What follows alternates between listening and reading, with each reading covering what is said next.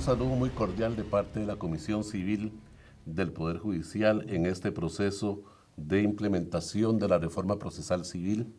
Contamos hoy con la presencia de dos distinguidos jueces y colaboradores de nuestra comisión. Aquí tenemos a don Carlos González. Él actualmente está nombrado en propiedad como juez agrario de San Ramón y a partir de un mes aproximadamente se incorporará como integrante de un tribunal colegiado de instancia también en esa bella localidad de San Ramón. Ha sido juez durante ¿cuánto, Carlos? 15 años. 15 años aproximadamente, también es profesor universitario y ha contado con la formación que ha dado la Escuela Judicial y también ha colaborado en esa capacitación que hemos tenido para jueces y hemos tenido también para auxiliares judiciales. También contamos con la presencia de Daniel Jiménez Medrano. Él es un juez súper nuevo, ven la cara de joven, actualmente va a formar parte del Juzgado Segundo Civil de San José. También es profesor universitario y ha sido uno de los jueces más entusiastas en esta reforma. Y precisamente el motivo de esta charla es para tocar un punto muy particular en el nuevo Código Procesal Civil, que es el punto de la tutela interdictal y también la de los sumarios de riesgo o de protección, que están contemplados en nuestro código como procesos sumarios, procesos que deberán resolverse a la mayor brevedad posible y siempre tomando en cuenta lograr soluciones que sean acordes a las situaciones de conflicto que se dan precisamente entre propiedades y propietarios. Comenzaremos un poco con don Carlos para ver si él nos comenta un poco a nivel general cuáles serían los aspectos más importantes que logra visualizar en el nuevo Código Procesal Civil con respecto a esta materia. Muchas gracias, don José Rodolfo. Don Daniel, buenos días. Bueno, hay varios cambios que veo muy interesantes en el nuevo Código Procesal. Uno de ellos es que se limitan a 3 los interdictos posesorios, los que van a tutelar lo que es la posesión actual y momentánea, que sería el interdicto de amparo de posesión, el de restitución y el que se va a denominar reposición de linderos y ya no de mojones, que esos 3 van a ser los interdictos posesorios. Las otras 2 figuras que antes se regulaban bajo el título de interdictos, el sumario de suspensión de obra y el de derribo, ahora van a ser sumarios de riesgo, ya no están regulados como interdictos. Luego hay una ampliación de lo que es la legitimación, que es un aspecto muy interesante del nuevo Código Procesal, en lo que es la defensa de derechos supraindividuales. Entonces, en muchos casos se va a poder presentar procesos para la tutela de bienes de dominio público, ¿no? Entonces, ya por ahí eso me parece que también es un cambio muy importante, ¿no? Daniel, ¿por qué era trascendental hacer esta distinción entre interdictos posesorios y estos sumarios que podemos calificarlos de riesgo de peligro? Sí, claro, bueno, el nuevo Código Procesal Civil no representa solamente un cambio de un sistema escrito oral, sino que también la idea de los redactores siempre fue depurar los sistemas desde un punto de vista técnico-jurídico y de ahí que se hiciera esta distinción entre los interdictos de posesorios y el tema de los sumarios, ya sea el de suspensión de obra o el de derribo. Porque si nos enfocamos en un tema como el sumario de suspensión de obra, ahí vemos que no solamente se protegen aspectos posesorios, sino también la integridad de las personas, también la integridad patrimonial de los bienes, y entonces ya escapa, por así decirlo, de un enfoque meramente posesorio, que es la línea o la finalidad que tienen los interdictos como tal. El tema también con los interdictos de derribo va en esa misma línea, que lo ya he explicado con el tema de la suspensión de obra. En los derribos también se protege integridad de personas, etcétera, y de ahí que se hiciera esta distinción entre sumarios de riesgo e interdictos posesorios ante una necesidad de depurar desde un punto de vista técnico-jurídico aún más los procesos. Carlos, dentro de los interdictos posesorios hay ciertos aspectos generales que aplican entre ellos, hay ciertas disposiciones generales que en principio no aplicarían para lo que son los sumarios de riesgo de peligro. ¿Cuáles serían esos aspectos que atañen exclusivamente a estos interdictos posesorios? Bueno, uno sería el de la legitimación activa, que necesariamente la parte actora tendría que ser el poseedor actual y momentáneo del bien que se está tutelando. Otro es el aspecto de la caducidad, que nada más va a afectar a estos 3 interdictos. Esa caducidad Es de 3 meses contados a partir del inicio de los actos perturbatorios o de desposesión de la posesión. Ok. También se habla de la trascendencia que podría tener el principio de congruencia en estos casos. Correcto, en estos casos por imperativo legal hay una norma que expresamente señala una excepción a lo que sería el principio de congruencia, siendo que en muchos casos se presenta el caso y se presenta el proceso y todavía los hechos no están como muy claros, podría ser que al evacuarse la prueba, en sentencia, la persona juzgadora, si se presentó, por ejemplo, por interdicto de amparo de posesión y ya hubo despojo, resuelva con respecto a la norma del interdicto de restitución. Entonces es una excepción al principio de congruencia en ese sentido.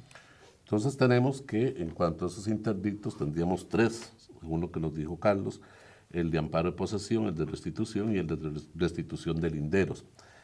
Tal vez, Daniel, en el caso del de amparo de posesión, ¿qué es lo que pretende tutelarse? ¿Qué finalidad persigue este interdicto?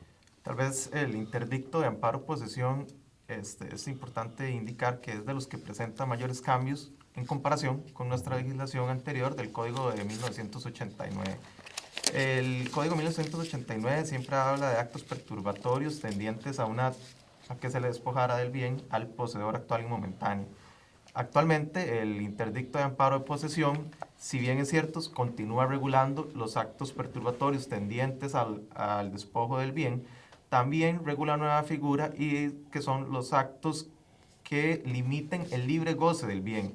Muchas veces teníamos casos donde existían actos perturbatorios, pero que no tenían una intención de despojo del bien y por ende no eran tutelables mediante la vía interdictal. Sin embargo, ahorita con la nueva figura del interdicto de amparo de posesión del nuevo Código Procesal Civil, se establecen estos actos perturbatorios que en doctrina son conocidos como actos de ignición o actos emulativos, donde no importa ya que exista una intención de despojo, sino simplemente aquellas acciones vecinales donde existía perturbación por excesos de ruidos o perturbación producto de olores intensos que pudiesen perjudicar el libre goce del bien, también serán tutelables por medio del interdicto de amparo de posesión. Antes había que irse hasta un proceso ordinario para poder encontrar tutela en estos casos. Claro, en un proceso ordinario o inclusive también se acudían a otro tipo de jurisdicciones, ¿verdad? Ya sea contravenciones, otros tipos de cuando existían problemas vecinales, pero ahorita, bueno, el Código Procesal Civil mediante la vía interdictal, un proceso sumarísimo, viene a darle una solución jurídica a la sociedad, visualizando precisamente esa problemática, a veces tener que acudir a procesos declarativos que eran sumamente extensos y no le dan una rápida o una solución oportuna a la sociedad como tal. Y en cuanto al interdicto de restitución, ¿cuál es la finalidad de este interdicto? ¿Qué pretendemos con esta figura jurídica? Bueno, básicamente lo que se quiere es la restitución de un bien del que ya la persona fue despojado. Entonces, ese es el sentido del interdicto de restitución. Muchas veces el despojo se produce también por situaciones de alteración de linderos, pero también la alteración de linderos podría tener o no tener despojo. Básicamente, entonces, el otro interdicto, el tercero de los interdictos, sería el interdicto de reposición de linderos. ¿Qué características se le pueden añadir a este interdicto de reposición de linderos? Sí, una diferencia notable que tiene este interdicto de reposición de linderos es respecto de la legitimación pasiva, contra quién se dirige, porque aquí está la opción de dirigir el proceso contra la persona que efectivamente removió los linderos, ¿no? O dirigir el proceso contra la persona que es dueña y que se benefició de ese movimiento de linderos, se podría dirigir contra los dos, ¿no? Contra los dos. Aquí en este caso entonces podría suceder que alguien que no sea ninguno de los colindantes haya sido quien haya realizado entonces el acto que se está cuestionando, o sea, la actividad material sobre el lindero, ya sea modificando su ubicación o eliminándolo del todo. Efectivamente. En ese caso, si yo no sé quién es esa persona, pero hay una alteración en esos límites, podría dirigir la demanda del interdicto Contra el que se benefició. contra el que se benefició. Y si ninguno se benefició, porque puede ser que hayan quitado el lindero del todo y más bien perjudicó a los dos, ¿cómo haríamos en esta situación particular? No sé si Daniel también quiere participar en esto. Es un tema sumamente interesante, que de hecho el artículo 106.4 del actual Código Procesal Civil simplemente lo limita al tema de demandar al beneficiario o al autor de los hechos de la remoción de los linderos. Siempre cuando se remueve un lindero, tiene que existir, a mi parecer, algún beneficiado, algún perjudicado. Bueno, si se removió y no se corrió la cerca, que es el tema que plantea don José, aquí sí estaremos entre un problema de legitimación pasiva, ¿verdad? Porque si no hay beneficiario y no hay un autor de los hechos, aquí estaríamos en un problema O sea, realmente. los dos estarían perjudicados. De hecho, bueno, la norma sí nos dice que si el demandado acepta la alteración, pero dice que no fue él, entonces, bueno, la reposición, digamos, sería a costa de la parte actora. ¿Ah? O si los dos son perjudicados O si los dos podrían repartirse a costa de los dos. y digamos, si desaparece el lindero, pensemos que desaparece y no están claros de dónde tendría que ser, podrían irse a un proceso no contencioso de demarcación de linderos. Ok, sí, pero en este caso, bueno, a veces uno piensa que tal vez fue el vecino el que quitó la cerca y no era él. Entonces, bueno, y no se lo Sí, no meten, necesariamente. No necesariamente. Y la solución estaría en eso. Bueno, estas figuras tutelan la posesión actual y momentánea de un bien inmueble. O sea, hay un sumario, que es otro sumario normal, común y corriente, que tendría que ver con bienes muebles, pero no estamos en esa figura. La figura de la tutela, entonces, de esa posesión actual y momentánea, es referida en estos casos a bienes inmuebles. ¿Por qué se dice que es una tutela de la posesión actual y momentánea? Sí, bueno, lo que se regula es la posesión de hechos, que eso es también una norma general para los tres interdictos, y de hecho expresamente se indica que no se discutirá absolutamente nada sobre lo que es el derecho de posesión o el derecho de propiedad. Es una tutela específica a la posesión de hecho. En algún supuesto, recuerdan ustedes, podríamos pensar en que algún aspecto de derecho, ya de derecho en particular, se tenga que discutir en este tipo de proceso. Sí, claro. Quebrando esa regla de que lo que se tutela es la posesión actual y momentánea, lo que se discute. Sí, el tema de la posesión actual y momentánea también viene a ser con la naturaleza propia del interdicto, que precisamente trata de resolver un aspecto muy puntual y de manera rápida. Sin embargo, el código también es conocedor de que existen otros supuestos que ocupan de diferentes respuestas jurídicas, y hay dos casos en específico, como dos casos en general en específico, donde se entran a discutir ya no temas de la posesión actual y momentánea, sino es que se expande un poco más. Y un tema es, por ejemplo, el caso de las servidumbres. Cuando sean servidumbres continuas y no aparentes, o sean servidumbres discontinuas que la ley exige que el accionante demuestre mediante un título su derecho. Básicamente el antiguo código hacía una remisión a lo que era el Código Civil. El nuevo Código Procesal Civil, al tratar de evitar hacer remisiones a otras normas, lo que hace es volver a plasmar dentro de su contenido dicha normativa. Y el otro supuesto también viene a ser cuando se está demandando, cuando el quien realiza la demanda era el antiguo poseedor. Y ya hay que entrar a valorar el tema de que si tenía una posesión por más de un año de manera pública, pacífica. Entonces esos son los dos supuestos que de manera general se entra a discutir ya temas más de derecho y no solamente posesión actual. Y Daniel, estás tocando un caso interesante que se da mucho en la práctica, o que se ha dado en la práctica, y es lo que nosotros llamamos derecho de paso o servidumbre de paso. Muchas veces, por ejemplo, una persona está atravesando normalmente para salir de su fondo otro fondo. Un fondo enclavado. Y también. viene alguien y pone un portón e impide pasar por ese inmueble, impide ese paso. En teoría estaríamos, según lo que nos está diciendo Daniel, en una eventual servidumbre que podría no estar inscrita, pero que es discontinua. No es continua, según lo que la doctrina señala ese tipo de servidumbres. ¿El código protege esta situación de estas servidumbres discontinuas? Sí, de hecho que sí. De hecho que parte de la idea es, Ajá. sin entrar a declarar la constitución de una servidumbre, pero sí se trata de proteger estas situaciones actuales. Parte de los fines de los interdictos es mantener la paz social, ¿eh? Y entonces esta es una respuesta sumaria a ese tipo de problemas. Exigiéndose que sean fundos enclavados, que era lo que decía Carlos, ¿verdad? Porque aquí dejaríamos a personas sin poder acceder a las vías de comunicación respectivas.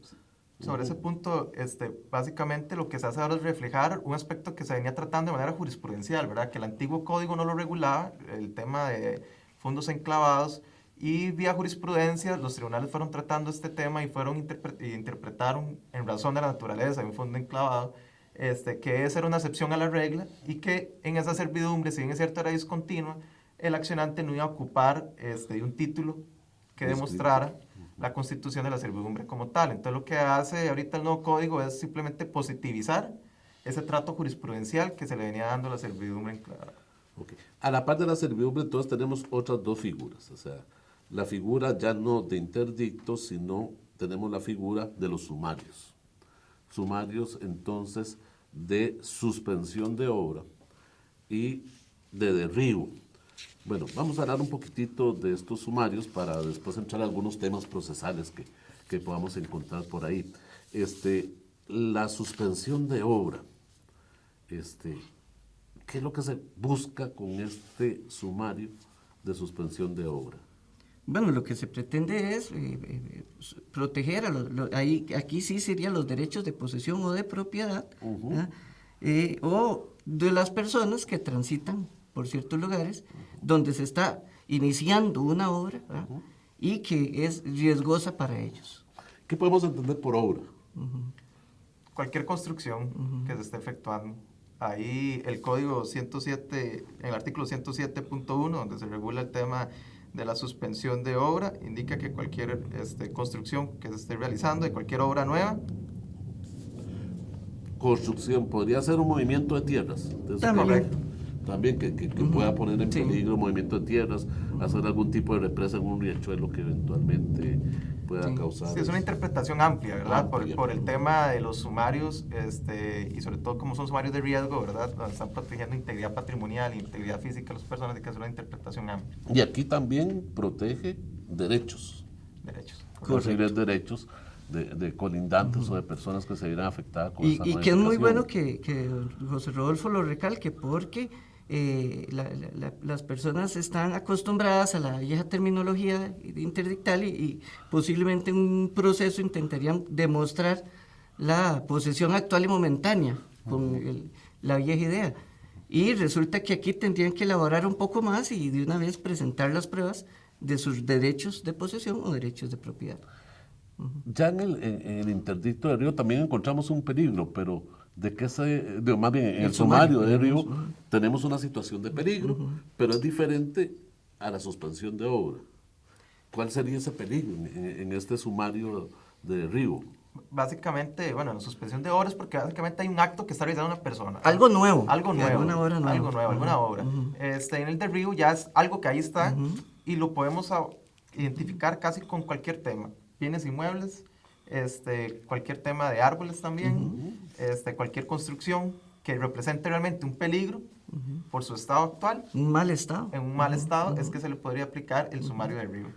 Bueno, y valga la oportunidad para decir que en materia agraria nosotros aplicamos mucho la figura respecto de los árboles, que con vientos y tormentas caen sobre casas, caen sobre linderos y caen sobre vías públicas. Entonces, los mismos funcionarios del MINAE nos remiten a las personas para que presenten esos interdictos de derribo, que ahora serían sumarios de derribo, de estos árboles.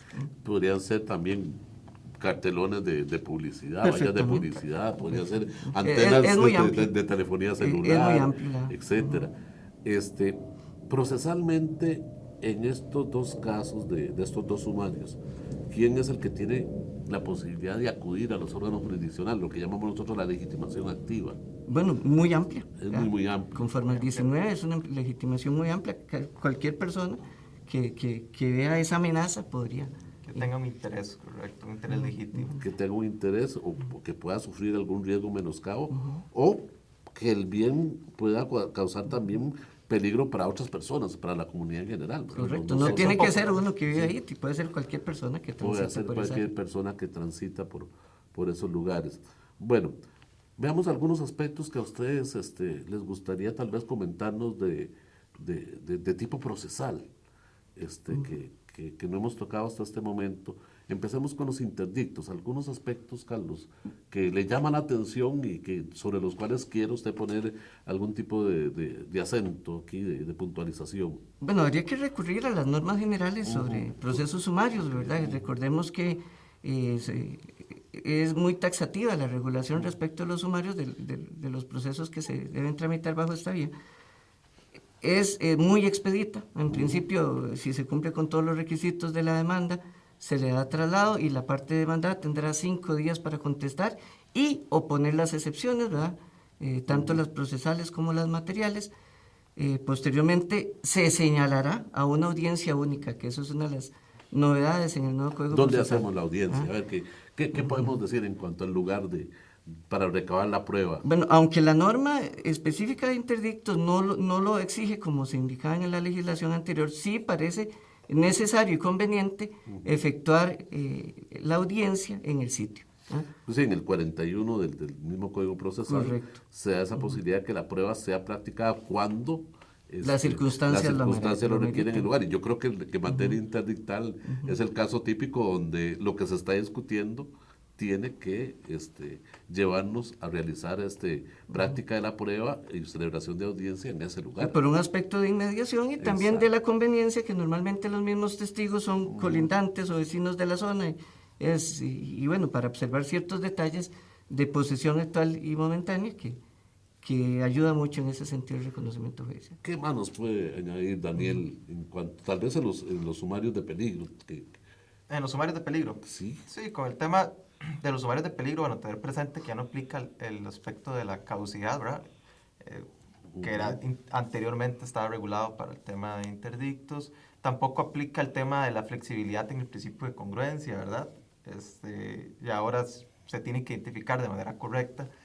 Un punto importante con los sumarios es el tema, bueno, la estructura de hacer un sumario es muy similar a la de interdicto, de la audiencia de 5 días y una única audiencia donde se evacúa todo.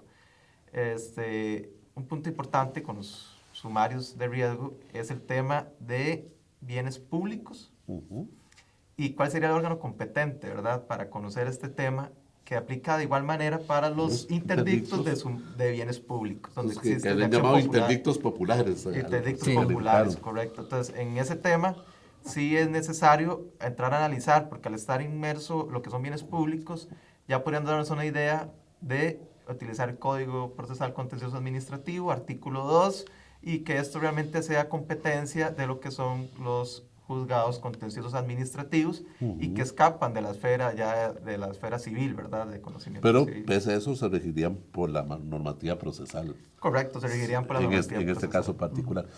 Me llama la atención en los sumarios de peligro precisamente el hecho de que podíamos calificarlos como una emergencia.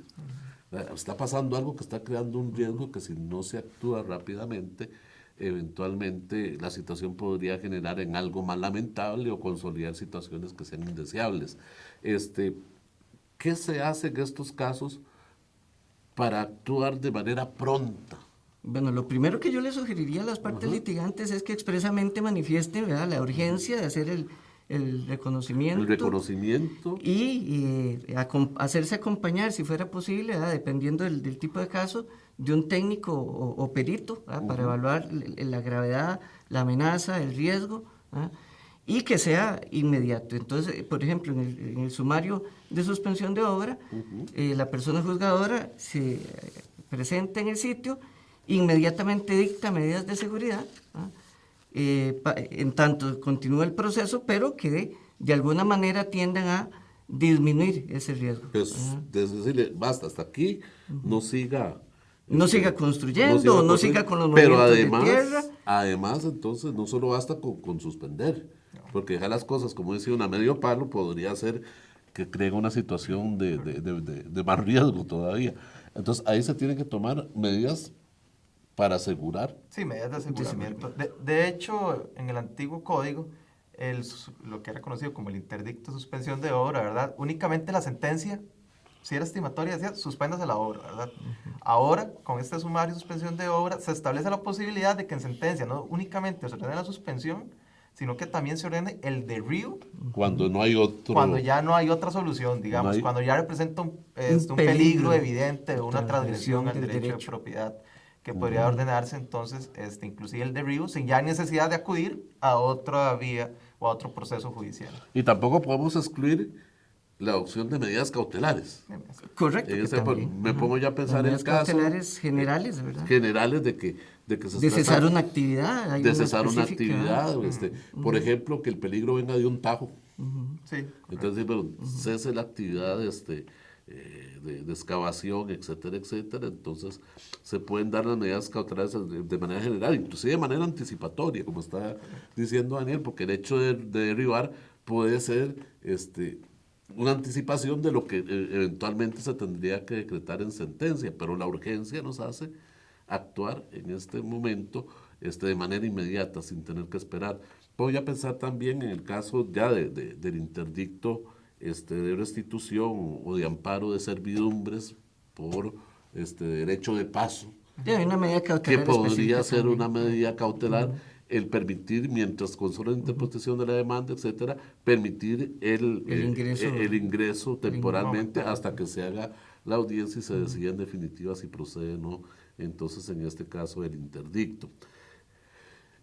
Es posible que en cualquiera de estas situaciones, ya sea en el caso de los interdictos o de los sumarios que estamos comentando, también en el fondo hayan problemas de daños que se causen, de daños o perjuicios también que se le ocasionen a la parte que está demandando. ¿Cuál sería básicamente la normativa con respecto a esos daños y perjuicios? Sí, bueno, hay norma expresa en los interdictos, ¿verdad? Que además en sentencias, si hay sentencia estimatoria, se condenará al demandado al pago de los daños y perjuicios. En este caso, si fuera posible, ¿verdad? Si estuvieran determinados, lo ideal sería que la persona juzgadora en sentencia de una vez los pudiera cuantificar. Y si no, pues se dejará para ejecución de sentencia. Sobre ese punto sí me gustaría abordar un tema, y es la polémica que se ha suscitado respecto a la condena de daños y perjuicios cuando estamos hablando de interdictos de reposición de linderos. Justamente hace unos minutos estábamos comentando que ahora la parte tiene la posibilidad de demandar al autor de los hechos o bien al que se benefició con la corrida de los linderos o bien a ambos. Y entonces se ha interpretado porque muchas veces, como lo dijimos anteriormente, tal vez el que se benefició con los movimientos de los linderos, tal vez no fue el autor de los hechos, ni él ordenó, ni nada por el estilo, ¿verdad?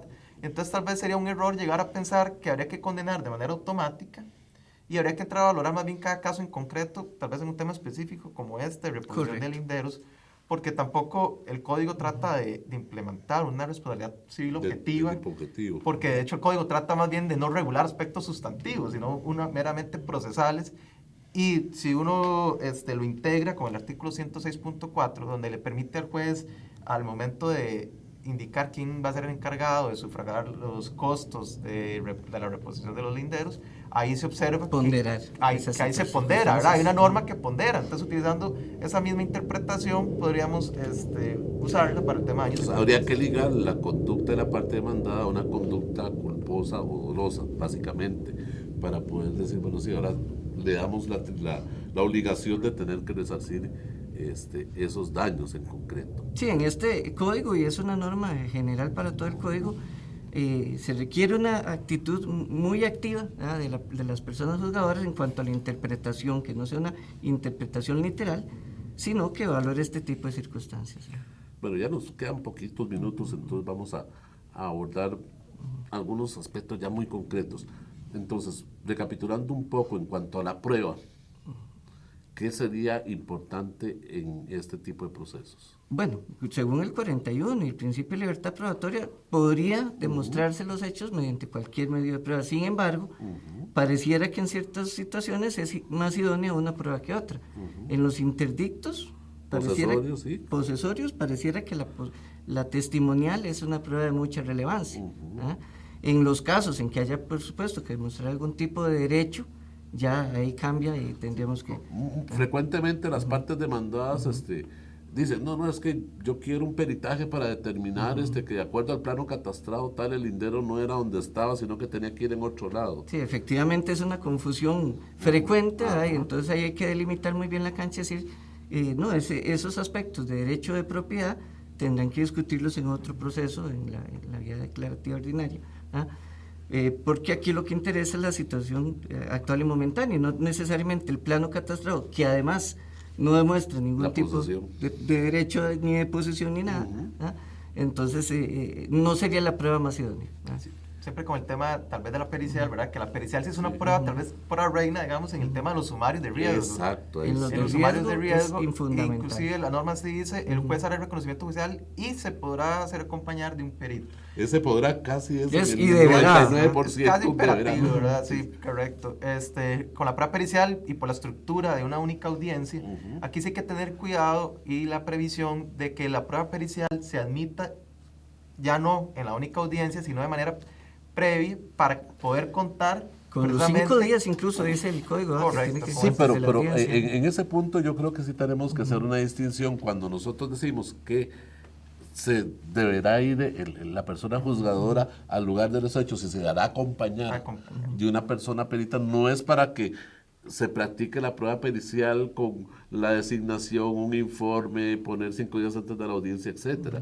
También esa designación de perito, o más bien de ese acompañamiento perito, le va a servir al juez inmediatamente Para las medidas de seguridad para valorar pues, si cautelares hay que debe riesgo, si hay dictar en ese problema, momento. y tenemos que hacer A, B o C y sugerir cuáles son las posibles Ocupa la- medidas de mitigación. Tal vez aquí una normita importante, sobre todo cuando estamos hablando de acción popular, ¿verdad? Cuando sean bienes públicos, que dentro de la parte probatoria se permite que el juez pueda recurrir a instituciones, academias, universidades, colegios, para pedir un informe técnico, ¿verdad? Y tal vez podemos valorar en aquellos casos que sean de bienes públicos, vía excepcional, no es que se va a aplicar a todo, pero podríamos valorar el tema de solicitar un informe precisamente utilizando esta herramienta jurídica a las instituciones o colegio de ingenieros, por ejemplo, podría ser un Al caso. MINAE, lo hacemos nosotros Al mucho MINAE, con correcto, respecto a los podría árboles. ser un ejemplo concreto. Bueno, ya el tiempo se nos está agotando y nada más para concluir, el 8 de octubre comenzaremos no solo con la vigencia del nuevo Código Procesal Civil, sino también con una reorganización de toda la jurisdicción en el país. Y en aras de esa implementación, ¿qué consejo podrían ustedes dar a los jueces y a los usuarios del servicio en relación con este tipo de procesos sumarios, a manera de conclusión, básicamente? Sí, bueno, primero que tengan muy clara esa distinción, ¿verdad? Y también lo de la competencia tendrían que tenerlo muy claro. Lo de la competencia, yo dijimos, ¿verdad?, que habrá algunos asuntos de tutela de bienes de dominio público que irán al Y la juzgados competencia, de contenciosos, todas maneras, territorial es del juzgado donde se civil, ubica el inmueble. donde se ubica el inmueble. Y agregar, digamos, en el caso de los bienes de naturaleza agraria, donde se desarrolla una actividad agraria, esos irán a los juzgados agrarios. ¿Verdad? Exacto. De mi caso, para agregar, tener cuidado con ese tema también de la caducidad, ¿verdad? Que ya aplicar de manera diferenciada, el tema del principio de congruencia, también que es un... Y el otro tema, que no olvidar para, sobre todo los litigantes, ¿verdad? Que ya el código de los interdictos no obliga al juez a hacer los reconocimientos judiciales, si bien es cierto resulta prudente que el juez lo tome de oficio, pero tal vez para evitar conflictos después de que por qué el juez no fue al lugar de los hechos o por qué el juez no hizo reconocimiento judicial, bueno, que que no olviden que ya la norma no lo pone como imperativo. Y que lo piden. Y que sería bueno que presenten el escrito, ¿verdad? Los litigantes soliciten el reconocimiento y que se realice en el lugar de los hechos el tema de la audiencia. Y no está de más también recordar a las autoridades jurisdiccionales que en estos casos podemos llamar situaciones de emergencias jurídicas, ¿verdad? Correcto. Que inmediatamente, o sea, la forma más rápida posible, se realicen entonces estas actividades de tutela Sí, hay o que de hacer cautela espacio en la preliminar, agenda. y hay que hacer espacio No lo vamos a señalar para dentro de un año. ni dentro de 5 o 6 meses, sino Inclusive que hay que señalarlo de la forma que hacerlo más Es tan rápida. importante que hasta para el tema de ejecución, porque hay supuestos donde se puede hacer una ejecución oficiosa por parte del juez sin solicitud de parte, ¿verdad? Cuando son temas de bienes públicos también. Correcto. Bueno, muchas gracias, Carlos. Para mí ha sido un placer poder compartir con dos amigos, más que compañeros, y que le han puesto, como decimos, ganas a todo este proceso de implementación, y también recordar a las personas que nos siguen que pueden seguir consultando todo lo que tiene que ver con la implementación y otro tipo también de charlas de otros temas, ya sea a través del Facebook de la Comisión Civil, de la Comisión de la Jurisdicción Civil, o en la página de la Comisión Civil. Pueden entrar directamente a la página del Poder Judicial en comisiones y encontrar de esa forma también el link que refiere a la página de la Comisión Civil, y que sigan también la página de la Escuela Judicial, donde también en la Escuela Judicial hay una biblioteca y una serie de materiales importantes para esta reforma procesal civil que comenzará, repito, el 8 de octubre. Muchas gracias a todos los que nos han seguido, Muchas y gracias a usted. esperemos Muchas encontrarnos en Un otra honor. oportunidad discutiendo algunos temas también importantes.